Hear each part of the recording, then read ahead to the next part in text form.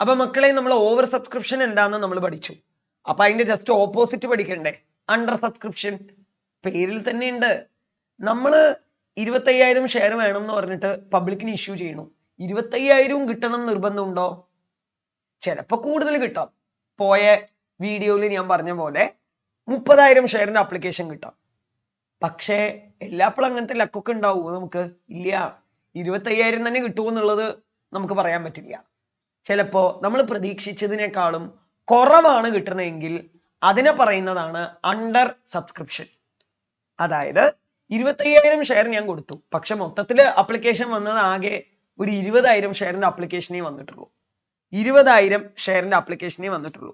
ഞാൻ പബ്ലിക്കിന് കൊടുത്തത് 25,000 ഷെയറാ, പക്ഷെ പബ്ലിക്കിന്റെ ഇന്ന് വന്നതോ 20,000 അല്ലെങ്കിൽ 10,000 അങ്ങനെയൊക്കെ.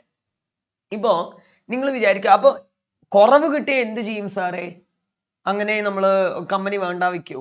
അങ്ങനെയല്ല, അതിനൊരു റൂൾ ഉണ്ട്. എത്ര കുറവ് കിട്ടി നോക്കും.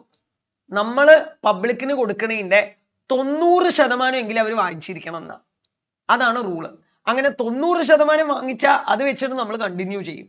അല്ല, 90% കുറവാണ് അവർ വാങ്ങിച്ചിരിക്കണമെങ്കിൽ നമുക്ക് വേറെ വഴിയില്ല. കിട്ടിയ ആപ്ലിക്കേഷൻ മണിയൊക്കെ തിരിച്ചു കൊടുക്കും. നമുക്കത് തുടരാൻ പറ്റില്ല. വേറെ വല്ല വഴിയും നോക്കേണ്ടി വരും. അപ്പോ 25,000ന്റെ 90% പറഞ്ഞാൽ ഏകദേശം എത്ര വരും? ഏകദേശം എത്ര വരും? ഒരു 22,500 എങ്കിലും വേണം. ആണോ അല്ലയോ? 22,500 എങ്കിലും വേണം. 22,500 ഷെയർ എങ്കിലും കിട്ടിയാലേ ആ കമ്പനി അങ്ങനെ കണ്ടിന്യൂ ചെയ്ത് തുടരാൻ പറ്റുള്ളൂ. പക്ഷെ ഇവിടെ എനിക്ക് എത്രയാ കിട്ടിയത്? വെറും 20,000 ഷെയർ. പറ്റില്ല. അപ്പോ ആ കിട്ടിയ 20,000 ഷെയറിന്റെ പൈസ അവർക്ക് തന്നെ തിരിച്ചു കൊടുക്കണം. ഇത് അങ്ങനെ കണ്ടിന്യൂ ചെയ്യാൻ പാടില്ല. മറിച്ച് 25,000ന്റെ ഒരു 90% എങ്കിലും നമ്മൾക്ക് കിട്ടിയാൽ മാത്രമേ നമ്മൾ എന്ത് ചെയ്യാൻ പാടുള്ളൂ? ആ കമ്പനി അങ്ങനെ തുടർന്നു പോവാ. 22,500 വരെ കുറയാം.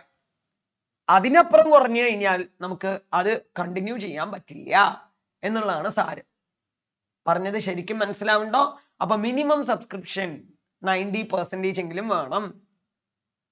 അതെക്കാളും കുറയരുത്. 25,000 ഷെയർ കൊടുത്തിട്ട് 10,000 ഷെയർ ഒക്കെ കിട്ടിയുള്ളൂ എന്നുണ്ടെങ്കിൽ ഒന്നും നോക്കാൻ പാടില്ല. 10,000 ഷെയറിന്റെ പൈസ അങ്ങനെ തിരിച്ചു കൊടുക്കും അവർക്ക്. അത് വെച്ചിട്ടൊന്നും കണ്ടിന്യൂ ചെയ്യാൻ പറ്റില്ല. 90% മിനിമം ഉണ്ടാവണം. ക്ലിയർ ആവുണ്ടോ? അതാണ് അണ്ടർ സബ്സ്ക്രിപ്ഷൻ. അപ്പൊ അണ്ടർ സബ്സ്ക്രിപ്ഷൻ പറഞ്ഞു കഴിഞ്ഞാൽ ഇതുപോലെ ഓൾട്ടർനേറ്റീവ് ഒന്നുമില്ല. ഓവർ സബ്സ്ക്രിപ്ഷനിൽ പറഞ്ഞ പോലെ അണ്ടർ സബ്സ്ക്രിപ്ഷൻ എന്ന് പറയുന്ന സമയത്ത് നമ്മൾ കൊടുത്ത ഷെയറിനെക്കാളും കുറവ് ഷെയർ ആണ് അവർ അപ്ലൈ ചെയ്തിരിക്കണമെങ്കിൽ അതിനെയാണ് അണ്ടർ സബ്സ്ക്രിപ്ഷൻ. അങ്ങനെ കുറഞ്ഞ ഷെയർ അവർ അപ്ലൈ ചെയ്യുന്ന സമയത്ത് മിനിമം 90% എങ്കിലും വാങ്ങിച്ചിട്ടുണ്ടെങ്കിൽ നമ്മൾ അത് വെച്ച് കണ്ടിന്യൂ ചെയ്യും. വേറെ വഴിയില്ല.